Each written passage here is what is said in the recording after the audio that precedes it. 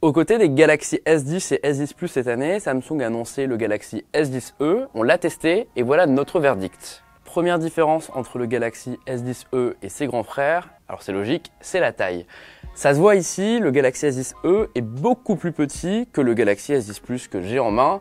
Et donc du coup ça a un avantage, c'est que ça tient vraiment très bien en une main. On peut utiliser l'appareil avec la main facilement sans avoir à utiliser l'autre. C'est le seul membre de la famille Galaxy S10 avec lequel on peut faire ça.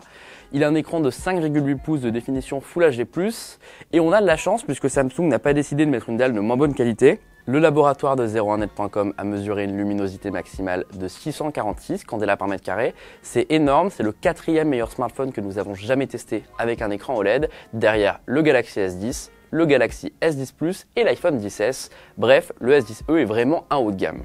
Notons qu'en haut, comme sur les Galaxy S10, il y a un poinçon, donc du coup pas d'encoche, l'écran déborde jusqu'en haut de l'appareil, et donc quand on regarde une vidéo, celui-ci se fait vite oublier, et c'est vraiment très immersif.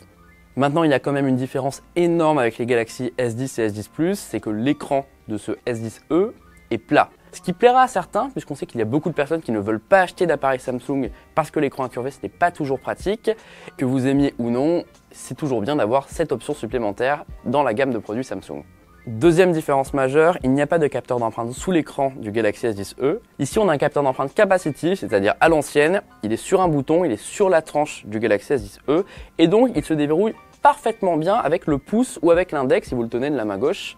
Et donc, résultat, on a un smartphone qui se déverrouille extrêmement rapidement, presque à tous les coups. Au dos du smartphone, vous l'avez peut-être déjà remarqué, il n'y a que 2 appareils photo, tout simplement parce que Samsung a décidé d'enlever le téléobjectif. Vous savez, c'est ce capteur qui permet d'avoir un zoom optique x2 sur les Galaxy S10 et Galaxy S10 Plus.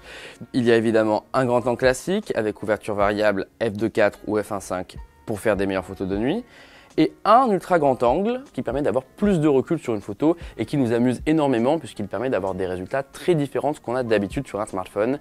C'est la même qualité que sur un S10 ou un S10 Plus. La seule différence, c'est que si vous voulez un zoom, eh bien n'achetez pas cet appareil. Enfin, dernière différence, mais celle-ci est minime, il n'y a pas 8 Go de RAM dans le Galaxy S10e, mais 6 Go de RAM.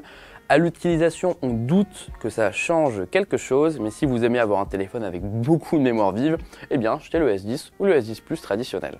Le S10e est plus petit, donc logiquement, il a une plus petite batterie de 3000 mAh, et selon le laboratoire de 01net.com, celle-ci n'est pas vraiment terrible puisqu'on a mesuré une autonomie polyvalente de 11h35. C'est moins que les S10 et encore moins que le Galaxy S10 Plus qui s'en sortait vraiment bien, ce qui signifie que le S10e peut tenir la journée plutôt facilement, mais bon, si vous allez en soirée, eh bien, il vaut mieux avoir une batterie externe avec vous, sinon il y a de grandes chances qu'il n'y ait plus de batterie à la fin.